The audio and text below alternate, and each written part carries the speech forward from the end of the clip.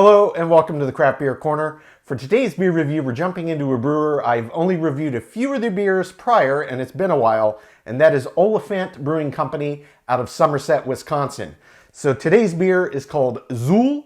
It is a Doppelbock and it clocks in at 8% ABV. So a very classic German style here, sitting right in the Goldilocks zone of ABV for a Doppelbock. Let's take a quick peek at their label art. I am not sure what the significance of this is, but it looks like some monster person thing running through, I don't know, possibly a graveyard. I'm guessing that his name is not Dana, as it's only Xuul, obviously, as we can see. But nonetheless, Ghostbusters joke aside, let's get this cracked gently. And I'm using my nice little gift from my brother, my Sierra Nevada glass. This will be great for a Doppelbock. Let's get that poured right in. It won't hold the whole thing. This is a pint, and this glass does not hold 12 ounces. Gonna slow that down just a tick. All right, let the head do its thing. Visually, this is actually quite a dark Doppelbock. They tend to be very dark brown, but this one, I can tell you, I really cannot see any light through that at all. You don't always get that, but you certainly can. It's certainly in the color spectrum. They can be significantly darker. They can be on the lighter end of the spectrum, akin to, say, like a brown ale. But this one, definitely darker. It looks fantastic. Formed a nice head here. Let's get right up over this for a sniff. Oh yeah, classic Doppelbock. You get a lot of roasting, you get a lot of malt. Indeed, every time I smell a Doppelbock, I'm immediately put in mind of two different beer styles. One is a porter, obviously an ale, but it gives off these kind of similar aromas where you get this roastiness and also this nice bit of maltiness to it. But Doppelbocks tend to drive a little more heavily on the malty side, and they kind of put me in mind of almost like a cross aromatically between, say, a porter and a brown ale. Also an ale, again, and a Doppelbock being a lager. But it smells really, really nice. So you get this nice kind of complex aromatic blend of kind of malty sweetness, but the underlying roast from the depth of the roast of the malts that are used in the beer. It smells absolutely fantastic. This head is still holding true, but it has settled down. So let's just jump right in and see what this one's about.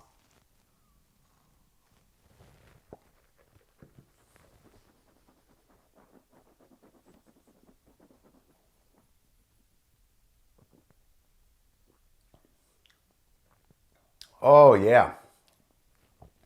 That is a very, very well done Doppelbock. Wow. Bravo, Oliphant. There is so much to like about this beer. I have had many Doppelbocks over the years. The vast majority of them German Doppelbocks. I've had a few American craft, but this is a really, really good one. This would absolutely stand up in a lineup of, if I just had blind tastings full of German Doppelbocks, I would be hard-pressed to say, oh, that's American craft, that's not an actual German Doppelbock. That is fantastic. So the first thing I can say is a lot of what you get on the aroma does translate into the glass. That is very typical for a Doppelbock. So you do get this kind of counterbalance between malty sweetness and almost honey-like notes, and then this underlying roasty malt layers. So there is a lot of this kind of roasty, this slightly kind of chocolatey vibe. Little undercurrents of coffee-like flavors that pop through from the blend of malts, but mixed with this kind of lightening of the beer in terms of flavor profile by virtue of that malty sweetness. It is very much a malt-driven beer style, and that is certainly the case here. I would say this one, compared to your average German Doppelbock, is probably a bit heavier on the roasty side of the malt flavor spectrum, which I actually personally like. They can be all over the board. There are certainly German Doppelbocks like that. They're not as common, but this one definitely leads with more roast. There's still definitely that sweeter malty side that comes through in the beer as well, but it does have a lot of nice roasty character to it, which definitely makes the beer feel bigger. And I don't mean weight-wise, I mean flavor-wise. The impact it has on the palate is greater. It also seems to impart slightly greater kind of bitter perceptions. It's not really a beer style known for being overtly bitter, but I am getting a decent bit of that coming through in the flavor profile, and it's absolutely fantastic. So, yeah, There's a lot to like about this beer. This is a really, really well done Doppelbock. I'm going to jump back in, let everything re-intensify. We're going to talk about the balance, the body, and the mouthfeel, and then we'll pick apart this finish as well. But first sip, this one's fantastic. Take two.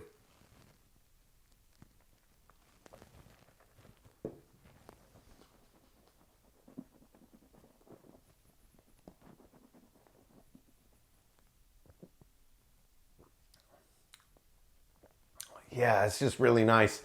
I get to enjoy it all over again. So the body and the mouthfeel on this one is also very much classic Doppelbock. It's 8%. It's a higher ABV than, a standard Bock, but it's not a super ridiculously heavy beer style. Indeed, on this one, it feels exactly what I would expect for the body and the mouthfeel. It's really floating in that medium heavy territory in terms of weight. And the mouthfeel resistance, it's very creamy, but you can feel the resistance to it. It's not super viscous, but you can feel that it's there. And the body and the mouthfeel work very well in unison, and it feels right. So they've definitely got the right feel to the beer. In terms of the balance on this, this is a beer style that really, like many, is all about the malts. And I really appreciate what they did with this one. I obviously don't know the exact blend that they used, but it's very nice. So you do get this classic, slightly sweeter malt characteristic that blends in tandem with this roastier. If I were to kind of come up with a ratio of what it feels like roasty to the sweeter kind of honey side, I'd say the roasty edge leads maybe 65% to the kind of honey, lighter, sweeter, 35%. That's roughly, it's about, 2/3 more roasty to 1/3 malty sweetie. So it's very nice. And I really like the balance of that. I think that it makes the beer feel just a bit bigger, which some Doppelbocks don't have as big of a presence as this. And I do truly believe that it is coming out of that driving from more emphasis on the roasty ratio malt in this beer. It's very nice. And coming back to the bitters, there's really not a ton of hop bitterness that's coming through in this beer. What I'm getting is mostly coming from the roasty edge of the malt, and it's not over the top, but it's enough that it's got normal beer bittering for the style. It feels fully appropriate.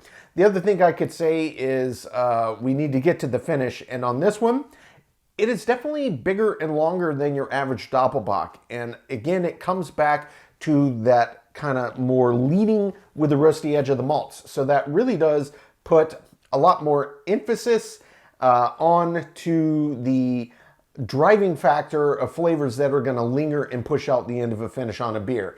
And on this one, it's very wet, very round to the end.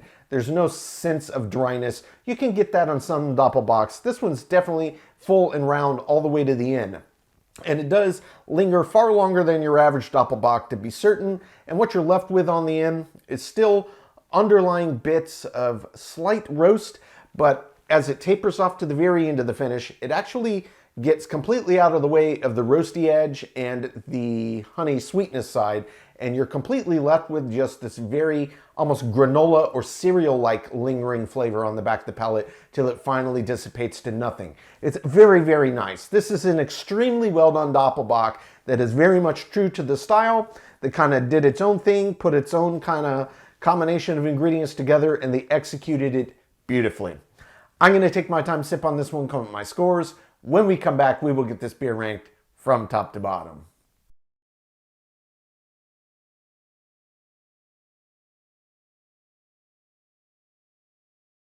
All right, now that we've gotten to enjoy this beer, we're going to get it ranked. This was Oliphant Brewing Company's Xuul, a Doppelbock clocking in at 8% ABV. Oliphant is based in Somerset, Wisconsin. So this is a beer that I really enjoyed as soon as I cracked it and poured it. The aroma, the flavor, the balance of it. This beer for me had it all and was extremely close to being a perfect example of a Doppelbock. Indeed, there was only one category out of the 10 that I did not give a perfect 10 out of 10. So we're just going to jump straight to that one, and that is the head and retention. So this one did form a really nice head, and it did stick around most of the time. It just went away a little bit sooner than I would have liked. And look, it is what it is. It's one of those. I am sure if this were poured at a bar, it would have had a lot more staying power just due to the nature of it being on a carb system. But poured at home, this one did a great job. Indeed, I only docked one single point here. So Oliphant Brewing did get a perfect 10 out of 10 in the remaining 9 categories. That's aroma, taste, body, mouthfeel, finish, appearance, balance, feeling, and intangible, an example of style, which brings the total score on Oliphant Brewing Company's Xuul to a 99 out of 100. Indeed, just about as close to perfection as you can get. I expect if I had this pulled at a tap, I would have given it a perfect score. But look, lost 1 point, who cares? Pouring at home, the head and retention is one of those categories. There's always going to be some X factors, some deviation. This is an absolute top tier Doppelbock. If you're a fan of the style, if you've never had an American craft Doppelbock, all you drink are the German ones, absolutely worth putting this in your rotation if you can find it. I got this one from Tavour, as I get a majority of my beers. Definitely worth your time. Folks, that is today's review. As always, I do sincerely appreciate you tuning in today. Please don't forget to like, comment, and subscribe. If you want to stay in the loop when our videos go live, just turn on your notifications. Hit that bell icon. It is right next to the subscribe button. Until next time, keep it beer, keep it craft. We'll see you on the next one. Cheers.